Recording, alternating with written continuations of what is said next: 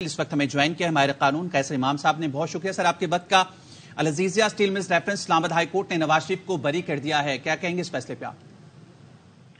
अल Aziziya reference का case, thank you so much for taking me online.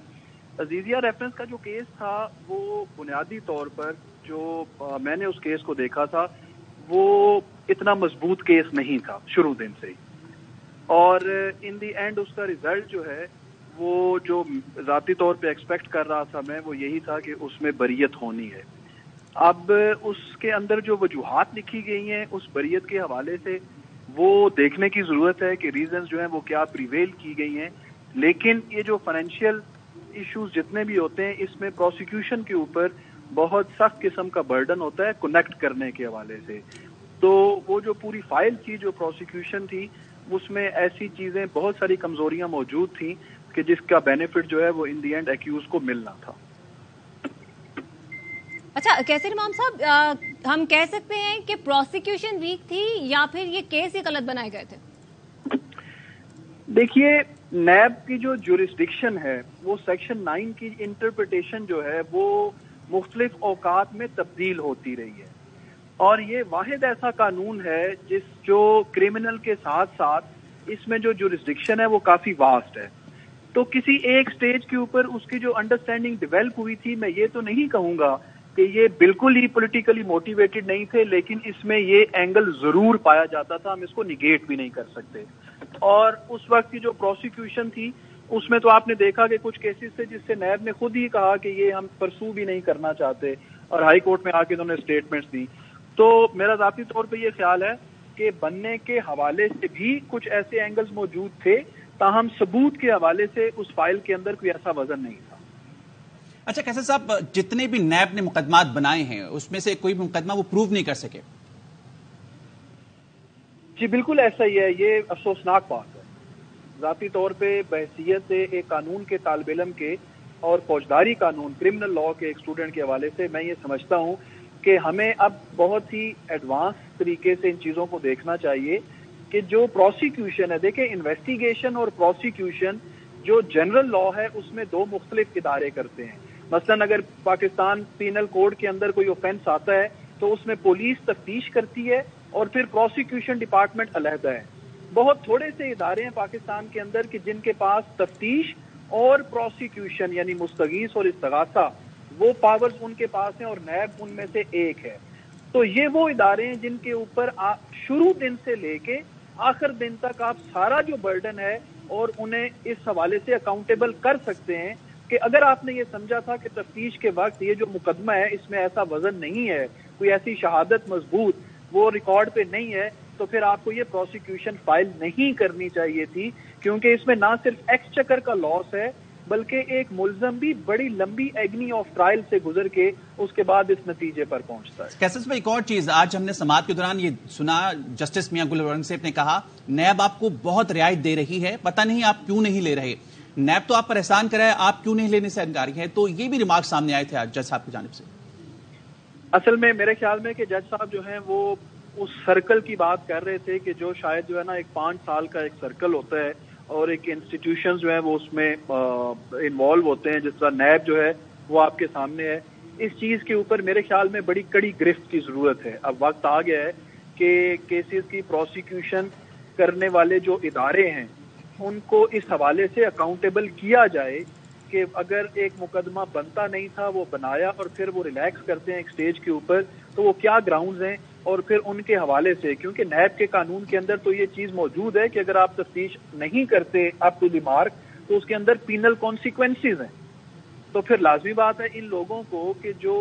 Public के जो पैसा है उसकी बुनियाद पर तनख्वाहें भी ले रहे हैं, मराहत भी ले रहे हैं, और फिर वो अप टू द मार्क ये काम नहीं करते तो उन्हें जिम्मेदार जो है वो ठहराना चाहिए, दे शुड बी अकाउंटेबल। अच्छा, तो कैसर इमाम साहब, अब इस फैसले के बाद आप क्या समझते हैं, कानूनी तौर पर मियां नवाज शरीफ जो हैं वो इलेक्शन लड़ने के अहल होंगे या अभी भी कानूनी तौर पर किसी चैलेंज का उन्हें सामना है? नवाज शरीफ साहब के हवाले से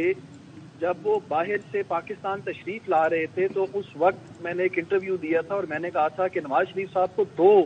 चैलेंजेस का सामना होगा। एक क्रिमिनल साइड है उनके पूरे केसेस की और एक पॉलिटिकल साइड है उनके केसेस की। क्रिमिनल साइड के खत्म होने के बावजूद جو ایک پولیٹیکل سائڈ ہے وہ ابھی تک ان اٹینڈڈ تھی، اور خاص کر جب آنریبل سپریم کورٹ نے جو ریٹروسپیکٹو اپیل کا رائٹ تھا 184(3) میں اس کو اپروو نہیں کیا اس امینڈمنٹ کے اس پہ، تو پھر یہ ایک کوشچن مارک موجود تھا کہ اب وہ جو ڈسکوالیفیکیشن ہے اس کی لیمیٹیشنز کیا ہوں گی اور اسے کیسے انٹرپریٹ کیا جائے گا. لیکن کچھ دن پہلے جو ہے یہ معاملہ دوبارہ سپریم کورٹ نے ٹیک اپ کیا ہے، تو اس میں دیکھا جائے گا کہ کرمنل سائڈ پہ تو نواز شریف صاحب جو ہیں وہ اب کلیئر ہو گئے ہیں، سارے معاملات نبٹ گئے ہیں. پولیٹیکل سائڈ کے اوپر ابھی انٹرپریٹیشن جو ہے وہ آنریبل سپریم کورٹ نے کرنی ہے ود ریسپیکٹ ٹو ڈسکوالیفیکیشن. ایک اور چیز کیسر صاحب، نواز شریف کو تاحیات نااہل قرار دیا گیا تھا اور اب یہ کیس سپریم کورٹ میں سماعت ہوگی اس کیس کی، تو یہ فیصلہ اس پر اثر انداز ہوگا کیا؟ میرے خیال میں تو ضرور ہوگا کہ دیکھیں وہ جو ایک بنیادی مقدمہ تھا جس کی بیس کے اوپر پھر یہ آگے نیب کے ریفرنسز بنے تھے، وہ پورا ایک JIT کا پروسیس تھا. اور مزے کی بات یہ ہے کہ پاناما کیسز میں جہاں سے یہ ایک کیس جو ہے وہ علیحدہ ہوا تھا، اینڈ دیر ور ٹوٹلی میرے خیال میں 436 پرسن جن کے خلاف جو ہے وہ پٹیشن فائل کی گئی تھی اس وقت، پھر یہ ایک معاملہ جو ہے وہ علیحدہ کیا گیا تھا. تو اس میں جب وہ باقی لوگوں کی جو پٹیشن ہے جو سپریم کورٹ میں لگی تھی پاناما کے حوالے سے، تو اس میں بھی جو بینچ تھا اس نے آبزرویشن یہ دی تھی کہ یہ جو معاملہ ہے یہ ان اداروں کے سامنے کیوں نہیں ایجیٹیٹ کیا گیا کہ جو ادارے اس پرپز کے لیے بنائے گئے ہیں، یہ سپریم کورٹ میں کیوں ایجیٹیٹ کیا جا رہا ہے. تو لازمی بات ہے کہ اس کا امپیکٹ تو وہاں پہ ہوگا، because mother is the same. یہ سارے ان کے آگے بچے ہیں، ایشوز ہیں کہ جو آگے ریز ہوئے ہیں، وہ اس کو ایڈریس کرنے کی بالکل ضرورت ہوگی، اور اسی کے یہ کانسیکوینسز ہیں جو کرمنل سائڈ پہ بھی اور پولیٹیکل سائڈ کے اوپر بھی فیس کرنے پڑ رہے ہیں نواز شریف صاحب کو. اچھا کیسر صاحب، ایک اور چیز، نیب نے ایک بار پھر آج ہم نے سماعت کے دوران دیکھا العزیز ریفرنس دوبارہ احتساب عدالت بھیجنے کی استدعا کی تھی، تو کیا اس فیصلے کو نیب چیلنج کر سکتا ہے آگے؟ نیب اگر چیلنج کرے گا بھی اور وہ یہ سمجھتا ہے کہ اس کو ریمانڈ کیا جائے، تو میرے خیال میں جو ہے نا قانون اب اتنا ایڈوانس ہو چکا ہے کہ عدالتیں خود بھی یہ سمجھتی ہیں کہ کسی بھی چیز کو اس کے فلا اور لیکونا کو فل کرنے کے لیے کوئی بھی پروسیکیوشن ایجنسی اگر یہ کہتی ہے کہ یہ واپس نیب میں بھجوا دیں، تو اس کا مطلب یہ ہے کہ it goes against the accused, کہ اب وہاں پہ بھجوا کے وہ ساری جو کمزوریاں تھیں انہیں فل اپ کیا جائے گا. تو جو ریمانڈ کرنے کے کچھ بنیادی اصول ہیں، میرا نہیں خیال کہ یہ جو مقدمہ تھا یہ ان جتنے بھی اصول ہیں ان میں یہ فال کرتا تھا کہ اسے ریمانڈ کیا جائے. دوسری بات یہ ہے کہ جب عدالت عالیہ کے پاس یا سپیریئر کورٹس کے پاس پاور ہے کہ وہ اس پوری چیز کو کہ جو پروسیکیوشن سمجھتا ہے کہ ان سے رہ گئی ہے اس کو بھی دیکھ سکتے ہیں اپنی اپلیٹ جورسڈکشن میں، تو پھر اس چیز کو دوبارہ بھجوانا واپس کوئی مناسب ایکسرسائز نہیں ہے جب تک کہ بہت ضروری نہ ہو. ٹھیک ہے، کیسر امام صاحب اس حوالے سے ہم سے بات کر رہے ہیں. کیسر امام صاحب، آپ کیا سمجھتے ہیں جس طرح کہ اب یہ سپریم کورٹ میں معاملہ ہے جو نااہلی کا معاملہ ہے، اس کی مدت کا تعین کیا جائے کہ وہ تاحیات نااہلی رہے گی یا کچھ سال، ابھی وہ بھی ایک فیصلہ ہونا باقی ہے. اس فیصلے کے بعد میاں محمد نواز شریف کی جو نااہلی کا معاملہ ہے اس پر وہ کس طریقے سے اثر انداز ہو سکتا ہے؟ دیکھیے، نواز شریف صاحب کی جو نااہلی ہے اس میں دو سوالات ہیں. پہلا سوال تو یہ ہے کہ آیا وہ جو بیسک ایشو ہے جس کی بیس کے اوپر ڈسکوالیفیکیشن ہوئی، وہ معاملہ اپنی جگہ پر وہ ٹھہر سکتا ہے یا وہ جسٹیفائیبل ہے یا نہیں ہے. ہو سکتا ہے سو موٹو جورسڈکشن کے اندر سپریم کورٹ اس چیز کو بھی ٹچ کرے کہ بنیادی طور پر جس چیز کے اوپر نااہل کیا گیا، یہ نااہلی کا جو پورا ڈیسیژن ہے یہ پروویژنز اٹریکٹ بھی ہوتی ہیں اس کے اوپر کہ نہیں ہوتی. ایک تو یہ بنیادی سوال ہے اور میرا خیال ہے کہ آنریبل سپریم کورٹ اس کو ٹچ ضرور کریں گے. دوسرا کوشچن یہ ہے کہ اگر ایک بندے کی نااہلی ہو گئی اور نااہلی اپروو ہو گئی بائی دی کورٹس، تو اس کے بعد اب اس کی جو مدت ہے وہ کتنی ہونی چاہیے، یہ دوسرا کوشچن ہوگا سپریم کورٹ کے پاس. لیکن نواز شریف صاحب کے معاملے میں بنیادی سوال میرے خیال میں ان کے جو کونسل ہیں وہ بھی یہی ریز کریں گے کہ یہ جو اٹینڈڈ سرکمسٹانسز تھے ان کے اوپر نااہلی بنتی تھی یا نہیں بنتی تھی، پہلے اس چیز کو ڈیسائیڈ کیا جائے. ٹھیک ہے، مطلب یہ بھی دیکھا جائے گا کہ ان کی نااہلی بنتی تھی یا نہیں بنتی تھی. تو کیسر امام صاحب، ہم جب نیب کی بات کرتے ہیں تو ہمیشہ پروسیکیوشن کی بات آتی ہے. ہم نے بہت سارے کیسز دیکھے ہیں جو نیب کی جانب سے ہی دائر کیے گئے، لیکن نیب ہی کی پروسیکیوشن ہم نے بہت ویک دیکھی. کہاں پر ویکنیسز دیکھ رہے ہیں آپ اس وقت پروسیکیوشن کی؟ امپورٹنٹ چیز تو یہ ہے کہ دیکھیے، نیب جو انویسٹیگیشن کا کام کرتا ہے، نیب انویسٹیگیشن کی سٹیج کے اوپر نیب کے پاس یہ فیسلٹی ہے کہ وہ جو پروسیکیوٹرز ہیں انہیں ساتھ وہ انگیج کرتے ہیں. اب نیب کا جو میں سمجھتا ہوں کہ کیپیسٹی بلڈنگ کا بہت زیادہ ایشو ہے کہ نیب کو ایک عرصے سے اس چیز کی انڈرسٹینڈنگ ڈیولپ نہیں ہو رہی کہ آپ نے پورے کیس کو اسٹیبلش کرنا ہوتا ہے ڈاکومنٹری اینگل سے.